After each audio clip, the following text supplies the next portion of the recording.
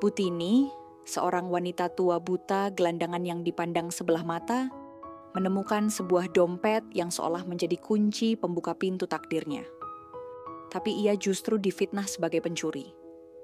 Akankah Butini menemukan cahaya di balik gelap matanya, ataukah kenyataan hidup yang keras akan terus menahannya dalam kesendirian? Penasaran bagaimana ceritanya? Langsung saja kita simak cerita ini. Dan jangan lupa subscribe, share, dan like channel Okti Story. Silahkan komentar pendapat kalian ya. Di sudut kota yang sibuk, di bawah bayang-bayang gedung tinggi dan deretan ruko yang tak pernah tidur, hiduplah seorang wanita tua bernama Butini. Orang-orang hanya memanggilnya Ibu Gembel Buta.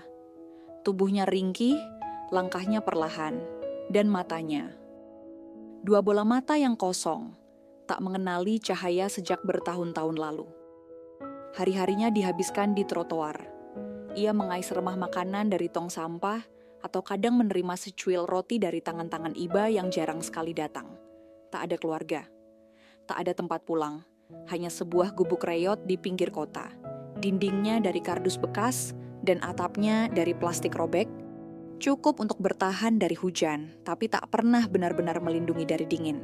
Namun, meski gelap matanya, hatinya tetap melihat. Dan hati itu masih percaya. Selama ia bernapas, ia tak boleh menjadi pencuri. Kejujuran adalah satu-satunya harta yang tersisa.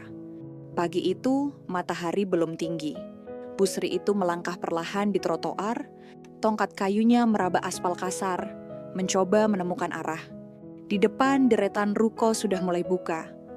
Motor-motor lalu lalang, orang-orang tergesa-gesa. Di tengah hiruk-pikuk itu, langkahnya tiba-tiba terhenti. Tongkatnya menyentuh benda asing di tanah. Ia berjongkok perlahan. Tangannya meraba. Sebuah dompet, tebal, kulit asli, jelas milik orang mampu. Butini itu mengangkat dompet itu ke dada. Hatinya berdebar. Ya Allah, bisiknya pelan. Semoga ini bisa kembali ke pemiliknya. Ia tak bisa melihat isinya, tapi dari teksturnya ia tahu dompet itu penting. Ia berdiri dan melangkah pelan menuju suara paling dekat, seorang pria muda penjaga toko yang sedang menyapu depan ruko. "Maaf nak, bisa bantu saya?" tanyanya dengan suara gemetar. "Saya temukan dompet di jalan. Saya mau kembalikan ke polisi. Tahu kantor polisi di mana?" Pria itu memandang Busri dengan sekilas, lalu melihat dompet di tangannya. Alisnya naik. Itu dompet siapa? Jangan-jangan lu nyopet ya?"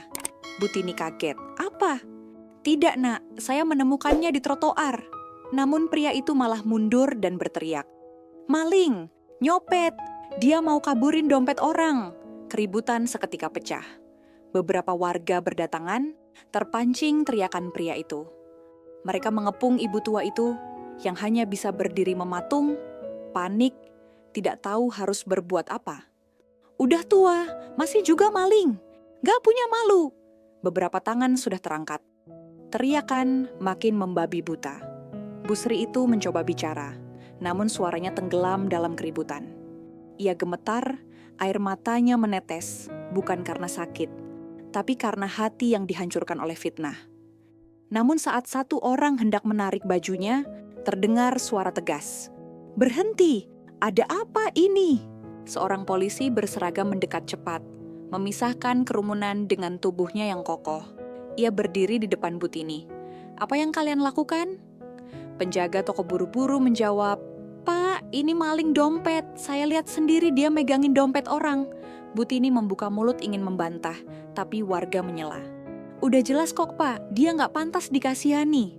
Polisi memeriksa dompet itu, membuka isinya, dan menemukan beberapa kartu, termasuk kartu nama. Ia mengangkat alis. "Saya akan bawa ibu ini ke kantor untuk dimintai keterangan, dan saya akan hubungi nomor ini. Kita akan cari pemilik dompetnya." Warga masih bersungut-sungut, tapi akhirnya perlahan bubar. Butini hanya bisa pasrah, masih gemetar di dalam mobil polisi. Tak pernah ia menyangka niat baiknya akan berubah jadi bencana. Di kantor polisi, Butini duduk di bangku keras. Kepalanya tertunduk, hatinya sesak. Ia merasa dunia terlalu kejam bagi orang miskin seperti dirinya. Tapi ia tetap berdoa dalam diam. "Ya Tuhan, jika aku salah, hukumlah aku. Tapi jika aku benar, tunjukkanlah kebenaran itu. Beberapa menit kemudian, seorang pria muda masuk ke ruangan. Berpakaian rapi, jas mahal, sepatu mengkilap. Polisi menyambutnya. "Tuan Raka, ini dompet Anda?" Pria muda itu, Raka, seorang pengusaha sukses yang dikenal di kota itu, mengangguk pelan. "Iya Pak, itu dompet saya. Saya kehilangan tadi pagi." Polisi mulai menjelaskan situasinya, termasuk tuduhan penjaga toko terhadap ibu tua itu. Namun Raka mengerutkan dahi. "Boleh saya tahu persis di mana ibu ini menemukannya? Saya tidak percaya jika ibu ini mencuri." Polisi mengiyakan. Bersama-sama mereka menuju toko tempat kejadian. Mereka meminta rekaman CCTV dari pagi hari. Dan saat video diputar, kebenaran terungkap. Di layar terlihat jelas, ibu tua itu menemukan dompet di trotoar, lalu langsung menghampiri pria penjaga toko. Tidak ada tindakan mencurigakan, tidak ada pencurian. Raka terdiam, polisi menoleh padanya. Ia mengangguk, lalu berkata lirih, "Saya percaya pada Butini, dan karyawan toko itu sudah melakukan fitnah." Pemilik toko segera dipanggil. Setelah dijelaskan, ia memecat karyawannya di tempat dan menyerahkannya ke polisi untuk diproses hukum. Kembali di kantor polisi, Raka menemui ibu tua itu. Kali ini ia duduk bersimpuh di depannya. "Bu, saya minta maaf atas apa yang ibu alami. Dan saya sangat berterima kasih karena ibu memilih jujur, walau ibu bisa saja menyimpan dompet itu untuk diri sendiri." Butini menggeleng. "Nak, saya tak butuh uang. Saya hanya ingin tidur tenang." Raka tersenyum lalu bertanya, "Boleh saya tahu, di mana ibu tinggal?" Butini menyebutkan lokasi gubuknya. Raka tak menjawab, hanya mengangguk dengan mata berkaca-kaca. Keesokan paginya, sebuah mobil Mercy hitam berhenti di depan gubuk di pinggir kota. Pintu dibuka dan seorang pria muda muncul, tersenyum hangat. Butini nyaris tak percaya. "Nak, mobil ini terlalu bagus untuk tempat seperti ini." Raka hanya tertawa kecil. "Tapi tak terlalu bagus untuk orang sejujur ibu." Mereka pergi. Butini masih tak tahu hendak kemana. Namun ia hanya mengikuti. Dan mereka tiba di sebuah rumah sakit besar. Raka membimbingnya masuk. "Ini hadiah saya, Bu." Operasi mata Butini terkejut. Tangannya gemetar. "Tidak, ini terlalu banyak. Saya tidak layak." "Tapi ibu sangat layak." Operasi dilakukan hari itu juga. Dokter spesialis mata terbaik menanganinya. Setelah beberapa hari pemulihan, hari itu tiba. Sang ibu membuka mata. Dan dunia menyambutnya kembali. Ia melihat cahaya, ia melihat langit, ia melihat wajah Raka, dan menangis dalam pelukan anak muda itu. Terima kasih, nak. Saya bisa melihat lagi." Raka membalas pelukannya. "Saya yang harus berterima kasih, Bu." Di ruangan itu, ia menceritakan masa lalunya, bahwa ia yatim piatu sejak kecil. Ayah ibunya meninggal karena kecelakaan, dan sejak itu ia membesarkan dirinya sendiri, membangun usaha dari nol. Tapi hatinya selalu kosong, sepi, karena tak ada sosok ibu yang bisa ia peluk saat lelah. "Saya ingin ibu jadi ibu saya, kalau ibu tidak keberatan." Butini hanya menangis. "Nak, aku tak pernah punya anak. Kalau kamu tak keberatan punya ibu tua sepertiku, aku terima." Sejak hari itu semuanya berubah. Butini tak lagi hidup di gubuk. Ia tinggal di rumah besar bersama Raka. Punya kamar sendiri, baju bersih, makanan hangat, dan lebih dari segalanya punya keluarga. Ia tak lagi disebut ibu gembel buta. Kini ia adalah ibu dari Raka, seorang pengusaha muda yang berhati mulia. Dan setiap pagi, ketika matahari bersinar, ia akan berdiri di balkon rumah barunya, memejamkan mata sejenak, lalu membukanya lebar-lebar. Karena sekarang ia tahu betul, bahkan dalam hidup yang gelap dan sunyi, selalu ada terang di ujung jalan. Kisah Butini adalah potret nyata tentang pergulatan hidup seorang manusia yang berada di titik terendah dalam kehidupan. Sebagai seorang wanita tua yang hidup sebatang kara, buta, miskin, dan dianggap tidak berharga oleh lingkungan sekitarnya, Butini menjalani hari-harinya dengan penuh keterbatasan. Ia tinggal di gubuk reot. yang tidak layak disebut rumah, menggantungkan hidup dari belas kasihan orang lain, dan seringkali dipandang hina hanya karena status sosialnya. Namun di balik semua itu, Butini menyimpan sesuatu yang sangat berharga, kejujuran dan hati yang tulus. Saat ia menemukan dompet di jalan, ia tidak tergoda untuk memilikinya, meskipun isi dompet itu bisa saja memenuhi kebutuhan hidupnya yang mendesak. Justru, ia bertekad untuk mengembalikan kepada pemiliknya. Sayangnya, niat tulus ini justru membuatnya difitnah sebagai pencuri oleh orang-orang yang cepat berprasangka. Dari perjalanan Butini ini, dapat disimpulkan bahwa hidup seringkali tidak adil bagi orang-orang kecil. Mereka mudah disalahkan, cepat dicurigai, dan kerap diperlakukan tidak manusiawi. Namun, Tuhan tidak pernah meninggalkan hamba-Nya yang setia pada kebaikan. Melalui Raka, seorang pengusaha muda yang berhati mulia, jalan hidup Butini berubah sepenuhnya. Dari seorang gelandangan miskin dan buta, ia berubah menjadi sosok ibu yang kembali mendapatkan penglihatan, tempatan tinggal layak, dan kasih sayang yang selama ini tidak pernah ia rasakan. Kesimpulannya, kisah ini mengajarkan bahwa meski hidup bisa terasa gelap, selalu ada cahaya yang akan datang bagi mereka yang tidak pernah menyerah pada kebaikan dan kejujuran. Banyak nilai luhur yang dapat dipetik dari kisah Butini. Pertama adalah nilai kejujuran, yang menjadi pusat dari cerita ini. Kejujuran Butini, meski sempat membawa kesusahan berupa fitnah dan hinaan, akhirnya menjadi jalan baginya untuk mendapatkan kehidupan baru. Hal ini menunjukkan bahwa kejujuran tidak selalu membawa hasil instan, tetapi pada akhirnya akan mengantarkan kita pada kebaikan yang lebih besar. Kedua adalah nilai kesabaran dan keteguhan hati. Butini, meskipun difitnah dan diperlakukan dengan kasar, tidak membalas dengan kebencian. Ia hanya bisa menahan tangis dan menyerahkan semuanya kepada Tuhan. Sikap ini menggambarkan betapa sabarnya ia menghadapi ujian yang sangat berat. Nilai ketabahan ini juga sekaligus menjadi pesan bahwa meski dunia tampak kejam, hati yang kuat akan mampu bertahan. Ketiga adalah nilai empati dan kepedulian. Raka menjadi simbol harapan dalam kisah ini.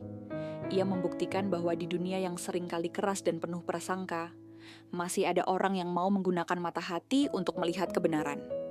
Kepeduliannya tidak berhenti pada membela Butini dari fitnah, tetapi juga berlanjut dengan memberikan kehidupan yang lebih layak dan kasih sayang seorang anak kepada seorang ibu. Nilai kepedulian ini menjadi pengingat bahwa sekecil apapun kebaikan dapat mengubah hidup seseorang. Selain itu, ada pula nilai keadilan dan kebenaran. Rekaman CCTV yang memperlihatkan kebenaran menjadi bukti bahwa fitnah tidak akan pernah bisa mengalahkan fakta. Kisah ini menegaskan bahwa pada akhirnya, kebenaran akan terungkap, meski terkadang tertutup oleh kebohongan dan prasangka. Nilai-nilai ini menjadikan kisah Butini bukan hanya sebuah cerita emosional, tetapi juga cermin moral bagi kehidupan sehari-hari. Amanah utama dari kisah Butini adalah pentingnya berpegang teguh pada prinsip kejujuran dan ketulusan, meski dalam keadaan sulit. Hidup mungkin menekan kita untuk melakukan hal-hal yang tidak benar demi bertahan, tetapi kisah ini membuktikan bahwa menjaga kejujuran justru akan mendatangkan berkah yang tidak disangka-sangka. Amanah lainnya adalah jangan mudah menghakimi seseorang hanya dari penampilan luar. Butini yang terlihat sebagai seorang gelandangan buta, ternyata memiliki hati yang jauh lebih mulia dibandingkan banyak orang yang mengaku berpendidikan dan berkecukupan. Amanah berikutnya adalah bahwa kebaikan akan selalu kembali kepada pelakunya. Ketika Raka menolong Butini, sebenarnya ia juga sedang menyembuhkan luka batinnya sendiri sebagai seorang yatim piatu yang merindukan kasih sayang seorang ibu. Dari hubungan itu, kita diajak memahami bahwa kebaikan tidak hanya bermanfaat bagi penerima, tetapi juga bagi pemberinya.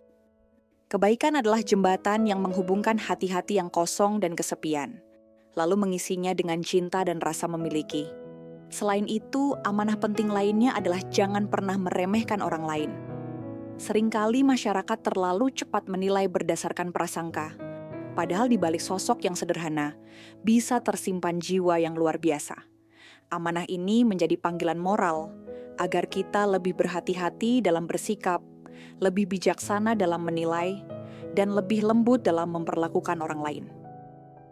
Pelajaran hidup yang dapat dipetik dari kisah Butini sangatlah banyak. Pertama, kita belajar bahwa kesulitan bukan alasan untuk kehilangan integritas. Meskipun miskin, lapar, dan buta, Butini tetap memilih jujur daripada mengambil jalan pintas yang salah. Pelajaran ini sangat relevan dengan kehidupan nyata, di mana banyak orang tergoda melakukan hal-hal yang tidak benar hanya karena alasan kebutuhan. Kedua, kisah ini mengajarkan kita untuk selalu berhati-hati dalam menilai orang lain. Prasangka seringkali menutup mata hati, sehingga membuat kita salah dalam memperlakukan sesama. Penjaga toko yang menuduh Butini adalah contoh nyata bagaimana prasangka bisa melahirkan ketidakadilan yang menyakitkan. Pelajaran ini mengingatkan kita agar tidak cepat menuduh, melainkan terlebih dahulu mencari kebenaran dengan jujur dan adil. Ketiga, kita belajar bahwa kebaikan adalah kekuatan yang bisa mengubah hidup seseorang.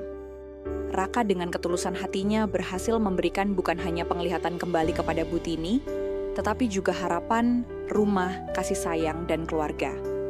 Kebaikan kecil bisa menjadi titik balik besar dalam hidup seseorang. Keempat, kisah ini memberikan pelajaran tentang kuasa Tuhan dalam menolong hambanya.